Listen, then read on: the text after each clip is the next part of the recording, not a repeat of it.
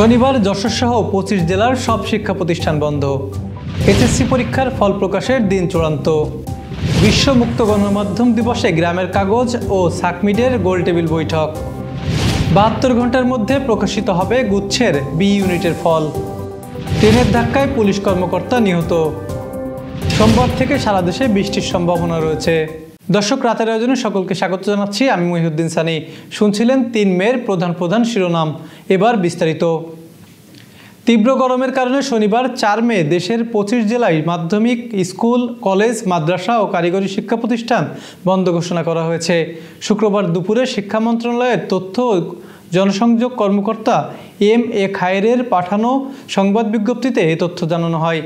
বিজ্ঞপ্তিতে বলা হয়েছে, আবহাওয়া অধিদপ্তরের পূর্বাভাসের ভিত্তিতে খুলনা ও রাজশাহী বিভাগের সব জেলা, ঢাকা বিভাগের ঢাকা ও টাঙ্গাইল, চট্টগ্রাম বিভাগের চাঁদপুর এবং রংপুর বিভাগের রংপুর, কুড়িগ্রাম, নীলফামারী ও দিনাজপুরের সব মাধ্যমিক বিদ্যালয়, কলেজ, মাদ্রাসা ও কারিগরি শিক্ষা প্রতিষ্ঠান শনিবার বন্ধ থাকবে।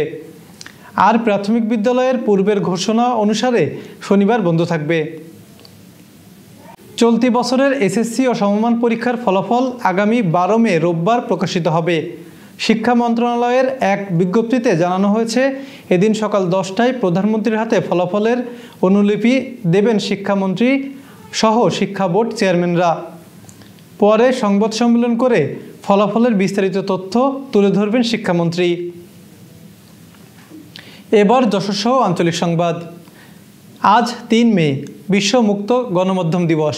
মুক্ত সাংবাদিকতা ও গণমাধ্যমের দাবিতে প্রতি বছর বিশ্বজুড়ে দিবসটি পালিত হয়।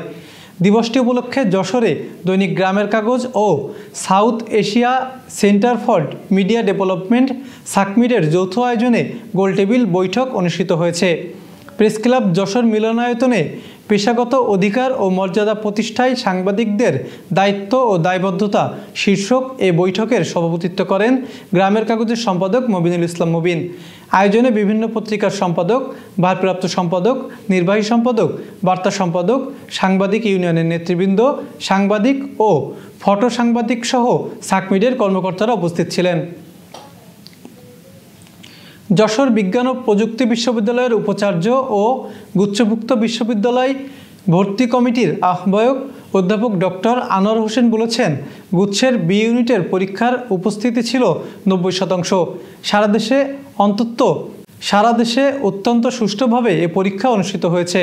72 ঘন্টার মধ্যে বি ইউনিটের ফল প্রকাশ করা হবে। শুক্রবার ভর্তি পরীক্ষা শেষে সাংবাদিকদের সঙ্গে কথা বলেন তিনি। কুষ্টিয়ার মিরপুরে অরক্ষিত রেল ক্রসিংয়ে ট্রেনের ধাক্কায় মোটরসাইকেল আরোহী পুলিশের উপপরিদর্শক সাইদুর রহমান নিহত হয়েছেন। শুক্রবার কুরসা ইউনিয়নের কাঠদহচর এলাকায় এ দুর্ঘটনা ঘটে। মাঝিহাট পুলিশ ক্যাম্পের ইনচার্জ সাইদুর রহমান ইসলামী বিশ্ববিদ্যালয় ভর্তি পরীক্ষার ডিউটি শেষে মোটরসাইকেল যোগে ক্যাম্পে ফিরছিলেন। প্রতিমধ্যে এ দুর্ঘটনা ঘটে। যশোর শহরের পুরাতন কসবা পালবাড়ি যুব সমাজের উদ্যোগে সুপেয় পানি ও শরবত বিতরণ করা হয়েছে। পালবাড়ি মোড়ে বিভিন্ন শ্রেণী পেশার মানুষের মাঝে ও বাজারের কাঁচামালের দোকান এবং মাছের দোকানিদের হাতে পানি ও শরবত তুলে দেওয়া হয়। এই আয়োজনে সমাজের বিভিন্ন শ্রেণী পেশার মানুষ অংশগ্রহণ করেন। Renaissance hospital and diagnostic centre. রেনেসাতেই মিলছে কম খরচে উন্নত সেবা। তাই নিশ্চিন্তে আমাদের সেবা নিন, সুস্থ থাকুন।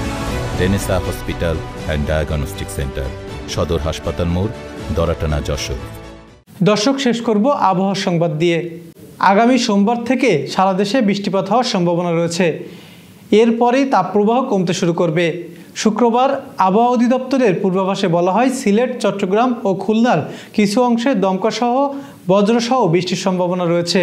তবে ঢাকা, রাজশাহী, রংপুর, ময়মনসিংহ ও খুলনার বিভিন্ন জেলায় মৃদু তাপপ্রবাহ চলমান আছে। আরও 2 থেকে 3 দিন এটি অব্যাহত থাকতে পারে। এদিকে আগামীকাল শনিবার সন্ধ্যা 6টা পর্যন্ত হিট অ্যালার্ট জারি আছে। এই সময়সীমা বাড়বে কিনা পরিস্থিতি বিবেচনা করে পরবর্তী সিদ্ধান্ত নেওয়া হবে। এই ছিল আজকের আয়োজন। শুভরাত্রি।